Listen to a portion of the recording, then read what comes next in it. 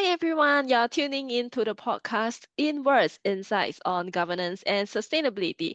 I'm Hui Min, your host from the Center for Governance and Sustainability at the National University of Singapore Business School. Welcome everyone.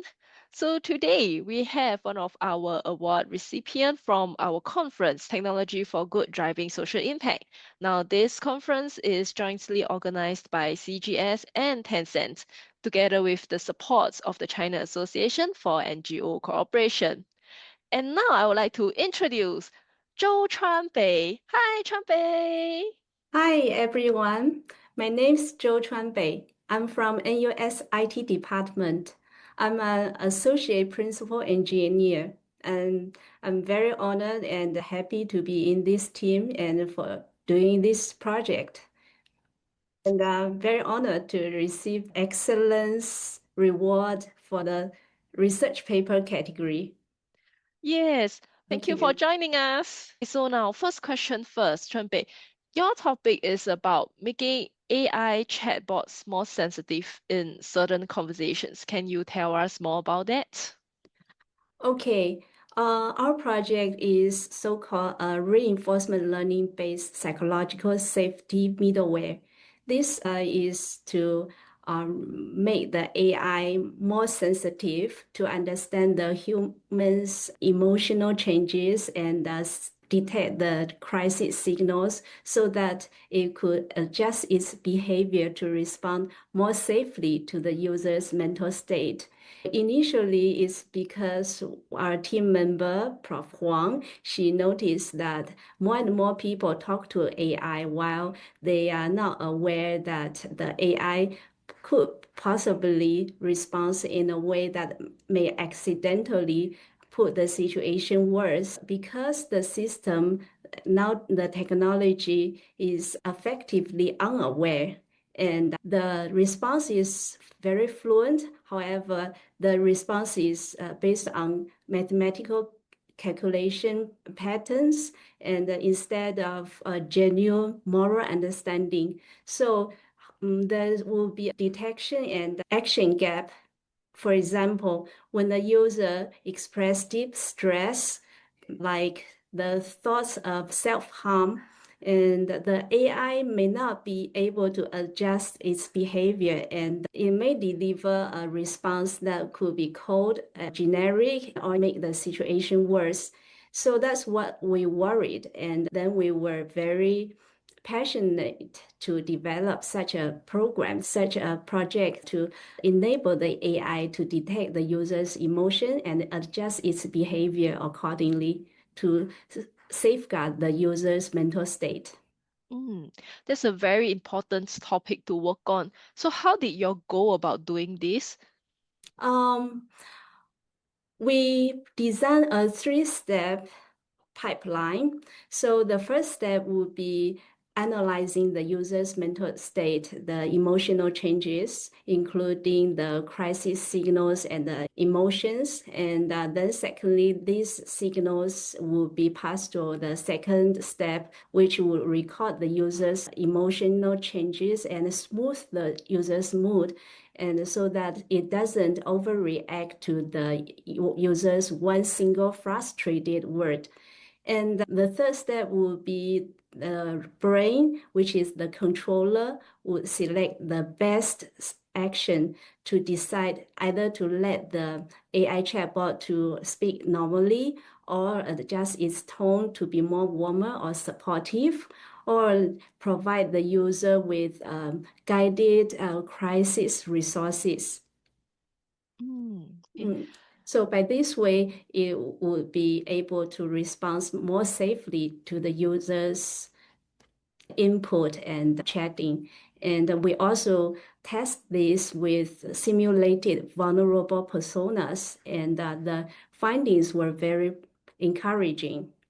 Where do you see this taking place in future? Is there any partners that you want to work with to roll out this program? That's a very good question. Currently, we are still trying to improve this framework, and so far we are not pushing it to the market yet. But in future, is there any type of organizations that you want to work with to Of roll course, this if out? there's any organizations interested in this program, we are very happy to work with them to continue to develop this program and this framework to better safeguard the user's mental state. Yes. Mm, Yes, I think we've heard examples in real life of how some people turn to the chatbots for advice, right? Only to hear that, sentences that make them even more aggravated and so on. So you can see how useful this technology will be in yeah. the future. Yes. And then, what hopes do you have for this technology in the future? Mm, I would see this technology will be like a first responder for the users that may feel lonely or distressed when they are alone in the middle of the night and provide them some evidence-based guidance or vetted resources and then get them to the human doctor or a helpline so that they would not feel lonely but rather be guided and assisted by a human companion or helpline. And Yes. in the further future, I hope this technology will be more advanced that could be more effectively aware so that it could better support human well-being. Yeah. And in your opinion, this technology to detect the user's emotional state, do you think that this technology in the landscape is a well-developed stage or quite new? Thank you for your question. That's a very good one. Yes, this is my concern as well. I believe it's at a very early stage. We are at the early stage that we develop this pipeline to transform the psychological safety from static checklist to dynamic and learning behavior, and that could protect and support the human well-being. However, it is capped at the capability of the natural language processing, which means responses were generated based on mathematical pattern instead of genuine moral understanding. That's the challenge we have to tackle. How do you think we can add morals into the technology? That's a very good question, and it is one of my future research interests. We'll continue to working on it. Mm. And do Yeah. you have faith in technology in driving future social impact? Yes, I'm very confident about it. Mm. Yes, thank you so much. So, Trumpet, any last words for our audience regarding using technology for social good or regarding the use of AI chatbots? Do you have any advice for them? Um, Yeah, I think technology for good, the key word is being for good. While we develop technology, we always keep our heart to the direction for being good. That's the key point. And we all, well, no matter how advanced the technology is, we must always come back to this key point, the original point that bringing the community the goodness. Yes. So whether we are developers of the technology or whether we are users of the technology, we should all use them with a good purpose, right? Yes. Yes. Okay, thank you so much, Trumpet, for joining Thank you us very on the much. show. Yeah.